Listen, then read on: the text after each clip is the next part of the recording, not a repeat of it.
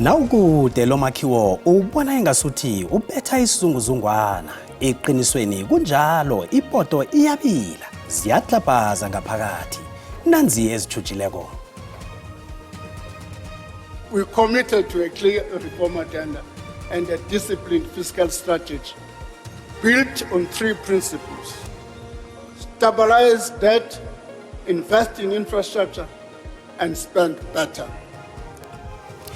Ungqongqotjhe wezemali uEnoch Godongwana wethule isabelo semali esitshengisa ituthuko kezomnotho ekuyinto athe kufuze isekelwe. The old age grant, disability grant, and care dependence grants rise by 80 rand in April 2026 to 2,400. Umholo wabadala nowabakhubazekileko uyokukhutshulwa ngosihlabantangana nge-80 rands kube yi-2,400 rands. Wabentwana uyokukhutshulwa nge-20 rands uyokuba yi-580 rands. Kanti-ke kubhalile ke ngama-370 rands awakakhuphuki. Le budget bekuyabantu abathile ngoba vele lo hulumeni usebenzela abantu abathile awusebenzeli sonke. Namhlanje uminister ukhampeneli ANC. Inhlangano zepolitiki zizwakalise amazizo ahlukahlukeneko ngesabelo semali kanti ANC iyasibuka ithi sinetla kanti ezinye inhlangano eziphikisako zithi ungqongqotjhe wezemali uzikhujile.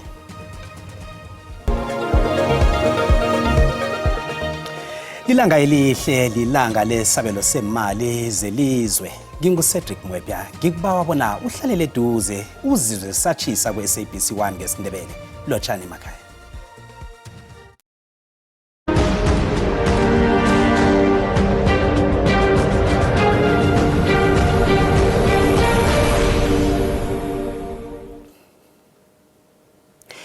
Ungqongqotjhe wezemali uEnoch Godongwana wethule isabelo semali sanomnyaka nje eKapa uthi kuyathoma eminyakeni eli-17 ukuthi isikwelede selizweli singakakhuphuki begodi kulindeleke ukuthi sehle neminyakeni ezako. uGodongwana uthi nezemali ilizweli ebhadela ngayo isikweledi yehlile begodu namazwe amanye ayabuka ngoba iSouth Africa isusiwe ehelweni lamazwe angasebenzi kuhle okutsho ukuthi inethuba lokukhula nokuthuthuka ngehlangothini lomnotho. Umbikindaba we-SABC uphindile Msiza usihlanganisele nakumbiko ngenkulumo yanamhlanje yesabelo semali sanomnyaka nje. Ungqongqotjhe wezemali uEnoch Godongwana umemezele ukuthi ngemva kweminyaka eli-16 iSouth Africa sele ivumelekile ukuthi ingathatha isikwelede godu. Ungqongqotjhe uthi ukwehla kwengogwana ye-COVID-19 kunye neminye imiraro efana nepi ephakathi kweRussia neUkraine kulimaze khulu umnotho wephasi. Nanyana kunjalo uGodongwana uhlathulule amahlelo urhulumende azowabekelela phambili nonyaka nje. We committed to a clear reform agenda and a disciplined fiscal strategy built on 3 principles: stabilize debt, invest in infrastructure, and spend better.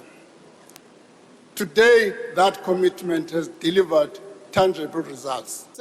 uGodongwana uthi kulindeleke ukuthi umnotho wephasi ukhuphuke nge-3.3% nonyaka nje nakulinganiswa nomnyaka opheleleko.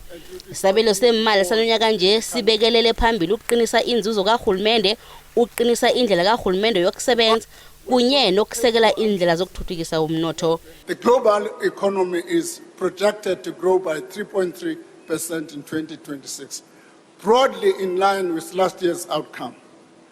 Advanced economies are expected to grow moderately, while emerging markets will continue to anchor global momentum.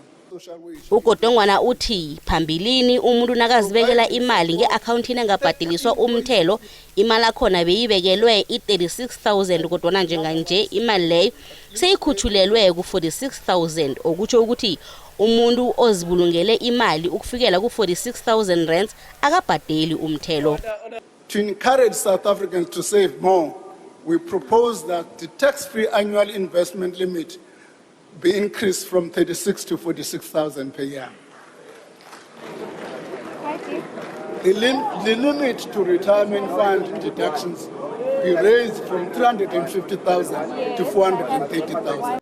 Ngehlangothini lomraro wamanzi uGodongwana uthi imali ebekelwa izenzelwa ezifana namanzi kufanele isetshenziswe lokho ngombana kanengi igcina isetshenziswa ezinye izinto.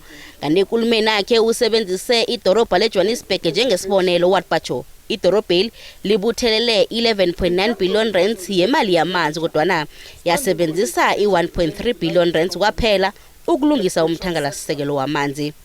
Nakusenjalo uhulumende ubekele ngeqadi 22.7 billion yamaranda yokusekela umnyango wefundo esisekelo kanti inkulisa ngizo ezizokuzuza khulu kile mali. uGodongwana ubuye wabekela ngeqadi 26 billion yomnyango wezempilo ezokusiza imfunda emahlelweni we-HIV and AIDS kanti i21 billion rands ngezokusiza ekuqatshweni kwabodokotela hlangana nokhunye. Nginguphindile Msiza wendaba ze-SABC e-Auckland Park eJohannesburg. Nasaraga nesabelo semali sikaNgqongqotjhe uGodongwana iyakhuphuka pheze yonke imali yesibonelelo sikahulumende kodwa imali yesibonelelo sabangasebenziko ayizukukhutshulwa yona. Kanti uNgqongqotjhe uyikhulumisile nendaba yokukhwabanisa kwakasasa ekuthinta kumbi abantu abahola imali yesibonelelo sikahulumende khulukhulu abantu abahlala endaweni ezisemakhaya.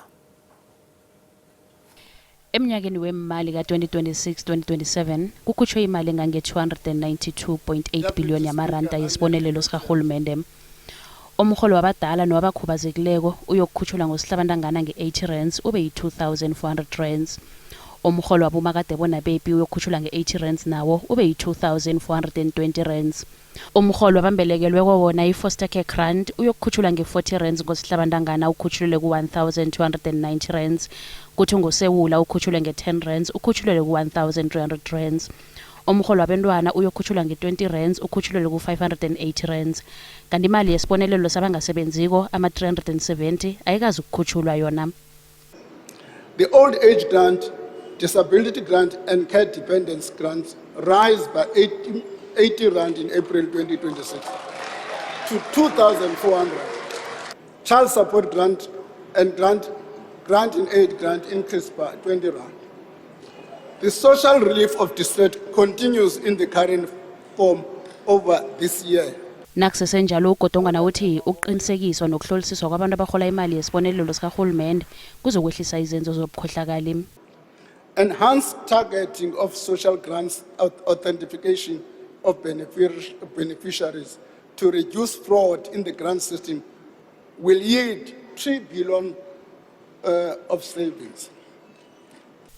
Mhlapha nje sibike ngesililo sabantu abadala abahola imali yesibonelelo sikahulumende bona baneninyanga bangaholi kanti solo bayangena bayaphuma ema-ofisini wakwasasa. Kuthiwa batsho kunamaphepha atshodako kanti abanye batshela ukuthi bazokugadangisa imino godu. uGodongwana uyithindile nayo indaba le. Access to many South Africans deserving and eligible for social support. Abuse of the system, however, will not be tolerated. uGodongwana uthi isasa ithuthukisa amahlelo ayo wokugadangisa imino, ihlelo le-biometrics nehlelo lokuqinisekisa imiholo yabantu okwenzela ukuthi kuliswane nobukhohlakali nokuholelwa kwabantu abangakafanele ukuhola imali yesibonelelo sikahulumende. Ngingonontokozo Sikhosana wendaba ze-SABC ngikubekela ngise-Auckland Park eJohannesburg. Ungqongqotjhe wezemali uphakamise esabelweni semali bona ke kuphunyuzwa amabhizinisi nemikhaya emthwalweni. Uyalelise ngokuthi ukukhutshwa kwenye imali yomthelo akaqhakatheki. uGodongwana umemezele ukukhutshulwa komthelo obhadeliswa isegerede, utshwala kunye nentengo yomthelo obhadeliswa imbaseli. uGodongwana uqale ngendaba ezincumisayo xa kuthethwa ngerhafu walungiselela amakhaya. Proposing additional tax measures to ease financial burden on households and businesses by adjusting personal income tax brackets and rebates fully in line with inflation. Uvakalise ukuxhalaba malunga norhwebo olungekho mthethweni esithi oku kuchaphazela uqoqosho kubeke emngciphekweni nabathengi. A tax of 20 pack of cigarettes rises from 22.81 to 23.58. Pipe tobacco rises by 28 cents per 25 grams and cigarettes tobacco by 87 cents per 50 grams. Usile irhafu yomdiliya omfaxangiweyo, irhanqa nomabile banda. 50 milliliter can of beer or cider increases by 8 cents. A 750 milliliter bottle of wine goes by 15 cents. A 750 million bottle of spirits will increase by 320. Ngwana ukwaphakamise ukwenyuswa kwerhafu yamafutha. Irhafu yepetrol nediesel iza kwenyuka nge-9 cents ne-8 cents ngokulandelelana. Ngelixa irhafu yengxowa-mali yengozi zendlela iza kwenyuka nge-7 cents. Ndingululama Amatya weendaba ze-SABC eParlamente eKapa. Kanti nakusesenjalo inhlangano zepolitiki ziphefumule ngokwahlukahlukana ngesabelo semali. 1 trillion rands ozoya ku-infrastructure development. Siyazi ukuthi makulungiswa iy'ngqalasizinda amathuba emsebenzi ayakheka. Ngakho senelisekile kakhulu ngalokho. What we've seen today in the budget speech is some big DA policy wins. They include the fact that we're putting South Africans front and center. We're not suffering from increases in personal income tax or value-added tax. And not only that, there's some bracket relief.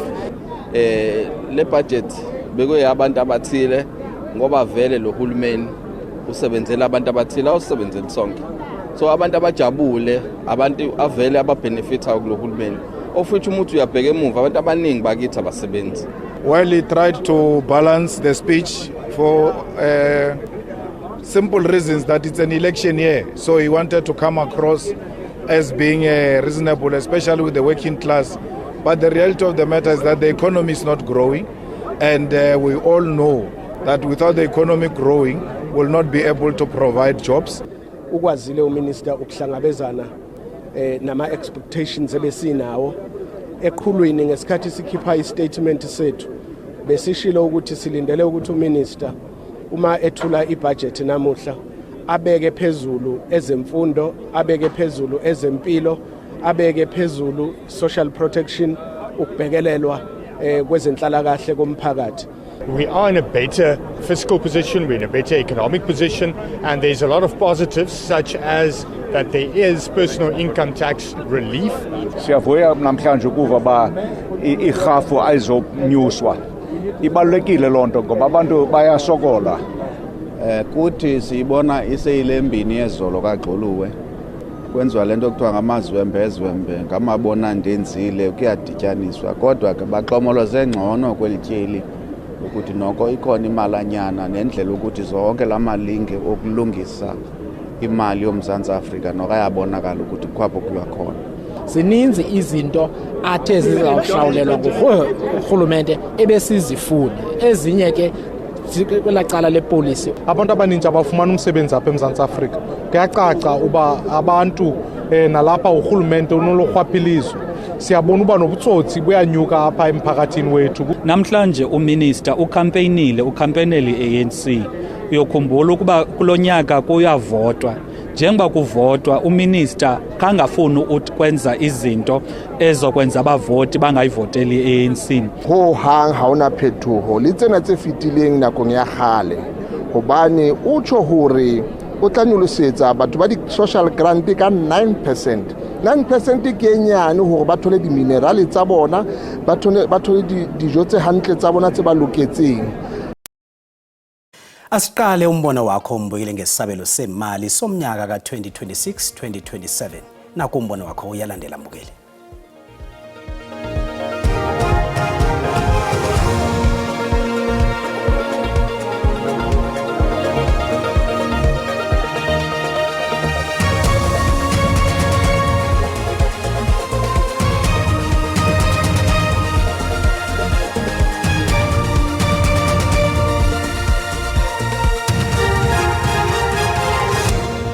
benze kuhle bakhuphuka babeka inani leli abalibekileko ngobana kose bakhavarabhe zonke into lezi ezidurako nokudla okudurako kangaka. Ndenza buhlungu kakhulu kwelicala labantu abangaphangeliyo. Ayinyukanga imali yabo kodwa izinto zona ziyenyuka. Imali yabantu abadala msasazi hayi ingathi uyithobe kakhulu msasazi amakhaya amaninzi axhomekekile kulaa mali msasazi. Kumele ngabe imali yogogo bathola u-3,000 incane kabi le mali yogogo kanti iyasebenza. Imindeni eminingi lapha eNingizimu Afrika isathembele kakhulu kwisibonelelo exosheni ekade eziko. Siyabonga ukuthi uhulumeni uma ngabe esababhekelela ngokuncane. Kuthiwa kubonga okuncane kubonga okukhulu. Siyazi vele ogogo abaningi bodla imindeni yabo ngale mali le iyasiza kakhulu emndenini eminingi.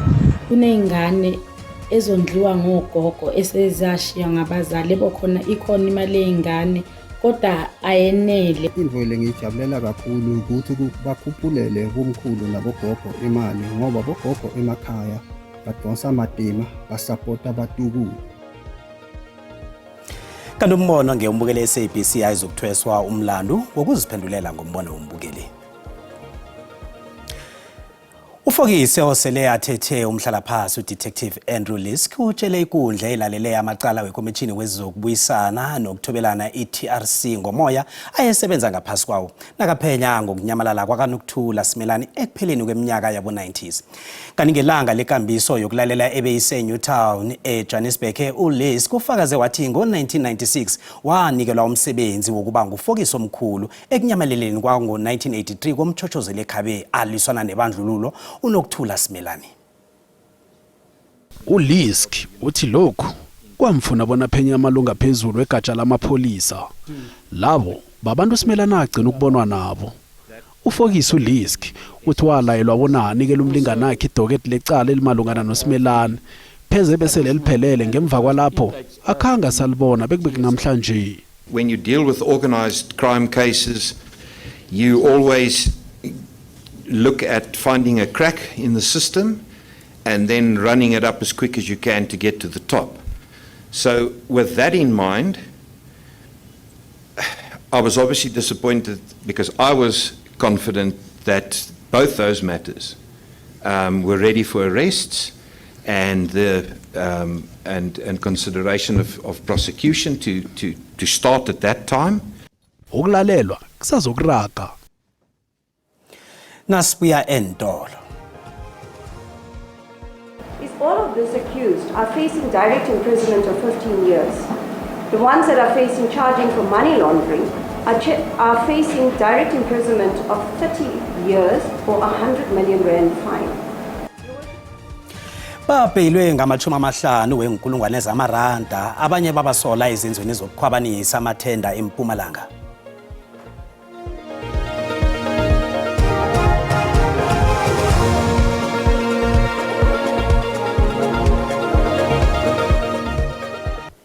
Sisekhona embukeli indaba kanti nazi kuphundile kuyasithola ku YouTube SABC Plus, TikTok, X na ku Facebook. Asirage naso.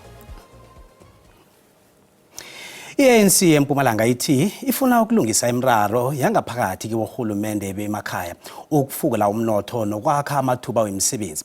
Inhlangano le ikhulume ngamahlelo wabo emhlanganweni wabo wamalanga amabili esifundeni esi ilekhutla eMbombela. ANC ithembise ukuthuthukisa amahlelo wokuphathwa kwemali kubomasipalata nokuqatsha abantu ababandulelwe amakhono wokwenza umsebenzi. Inthunywa ze-ANC ziveze intshijilo abomasipalata abaqalana nazo ezifana nokuphazamiseka emahlelweni wokuphakelwa ngamanzi, ukungaphakelwa ngefanelo kwegezi, indlela ezimbi kunye nensolo zobukhohlakali ngaphakathi kwabohulumende bemakhaya. Unobhala wesifunda uMuzichirwa uthi ilekhutla iqale khulu ekwakheni ngobutsha ukuthembeka phakathi kukahulumende nemphakathini. Prioritize the maintenance, management of public infrastructure, machinery and equipment, and intensify efforts towards road infrastructure development and maintenance. Immediately put in place measures to resolve the water crisis across the municipalities in the province. Usihlalo we-ANC esifundeni esi uMandla Ndlovu uyelelisa amalunga wehlangano le ngokuthi insombululo ekuvunyelene ngazo kulekhutla zililize nengezingekhe ziphunyeleliswe. This lekhutla will be monitored by the leadership that is going to emerge in the conference. We avail ourselves in the conference. We are happy that we are handing over this organization intact back to branches for them to decide what to do. Ihlangano le ithi iyazithemba ngokuthi angeze ilobe abomasipalata abaphethwe ngiyo esifundenesi njengombana kubhincelwa ukubanjwa kwamakhetho wabohulumende bemakhaya. Ihlangano le ikholwa ukuthi ihlelo labo lokuhlela ngobutsha abohulumende bemakhaya kuzokukhuphula isekelo labo esifundenesi. Abantu abama-23 kaba-38 ababotshelwe izangobatsho yokukhwabanisa ithenda eMpumalanga babheliswe ngama-50,000 umuntu amunye bebavele ekhotho kamagistrata wembombela namhlanje. Abasolwa ama-23 bavele ekhotho ngamacala obukhohlakali wokweba nokukhukuthisa imali ebalelwa ku-114 million rands ebekufanele isebenze ukulungisa inkolo. Umbuso wakhange uphikisane nesibawu sebheli sabasolwa.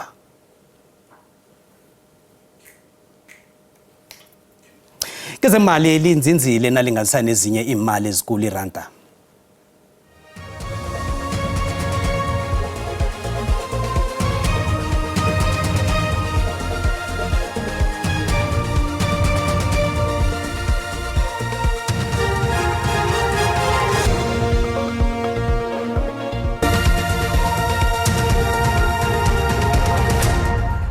Salotshisa ekhaya ngelesithathu napho ubujamo bezulu amathuba nge-30% ngaleke nge-Cape Town sibona lapha-ke eJingalanga angithi lapha nge-Northern Cape livulile livale ngamafu phakathi nenarha yeSouth Africa nake amathuba godi nge-30% lapha esifundeni saKwaZulu Natal ukushinga emkhawulweni wangaleke ngeFreystata nangale endaweni zeLimpopo eTlhagwini eMpumalanga yesifunde sasiyocala ukuthi kusasa anjani amathuba wezulu siwabona-ke ukusuka ngapha nge-Cape Town godi nge-30% uragelele njalo phambili ushinge lapha eGqeberha nangaleke ngaKwaZulu Natal eMpumalanga nangale ngeLimpopo nakezinye indawo zangapha-ke nge-North West nekungu siyayibona kanye-ke nemkomba ezitsho ukuthi kunomoya. Akhe sicaleke ukuthi anjani amazinga okushisa sithoma ngapha nge-Gauteng libonakala lifuthumele endaweni eziningi iPitori nge-29 Bronkhorstspruit neJohannesburg nge-27 sifunda sangale ngeLimpopo naso sifuthumele sishisa lapha ePhalabhuro neliphalale nalapha eThabazimbi ngale ngeMpumalanga libonakala lifuthumele endaweni eziningi kushisa lapha-ke eStanderton nge-31 ngapho ngeSakhile siyocala lapha isifunda sangale ngaKwaZulu Natal naso-ke siyashisa lapha Richards Bay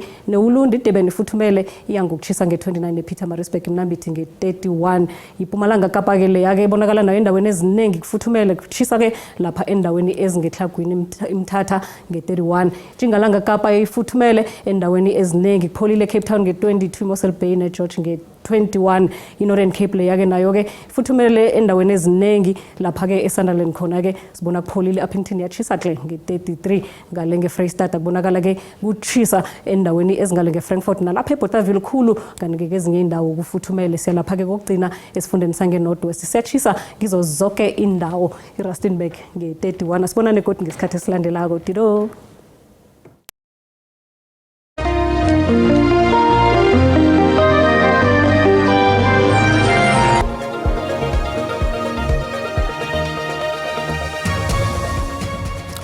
Kusasa nangelesihlanu zikhona indaba zeSiswati kanti ke simbi yakhomba ebusuku nje ngezesizulu nisale nomusa.